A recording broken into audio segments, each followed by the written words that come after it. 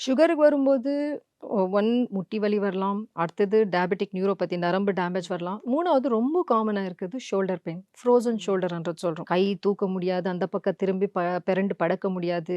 Shirt போடுறது, கழட்டுறது கஷ்டமா இருக்கும். மேலேருந்து ஏதாவது பொருள் எடுக்கிறது கஷ்டமா இருக்கு. பின் பக்கம் போய் ஒரு ஒரு பேக் பட்டன் போடுறதும் கஷ்டமா இருக்கும். லேடீஸ்லயே ஒரு முடி வார்றது, குளிக்கிறப்போ இதெல்லாம் ரொம்ப காமனா இருக்கு.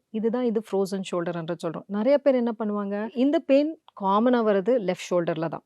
அப்டின்னா லெஃப்ட் ஷோல்டர்ன்னும்போது எல்லாரும் இது ஒரு ஹார்ட் பிரச்சனை நெனச்சுட்டு உடனே ஒரு இசிஜி போய் எடுக்குறாங்க. ஆனா இசிஜி எடுத்து பார்த்து டாக்டர் காமிச்சாங்கன்னா, இது நார்மலா தான் இருக்கு.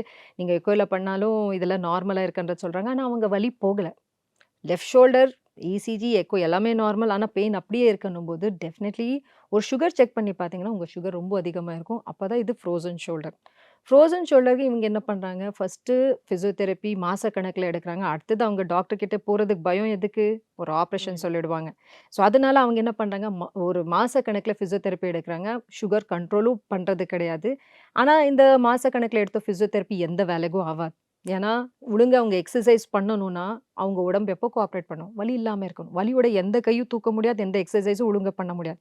ஸோ இந்த மாதிரி கேஸஸ்ல நம்மகிட்ட ஆப்பரேஷன் இல்லாம இன்ஜெக்ஷன்ஸ் மூலமா we have variety of treatments. Radio frequency ablation, பேஷண்ட்டோட சொந்த ரத்தத்த எடுத்து பிளாஸ்மா தெரப்பி.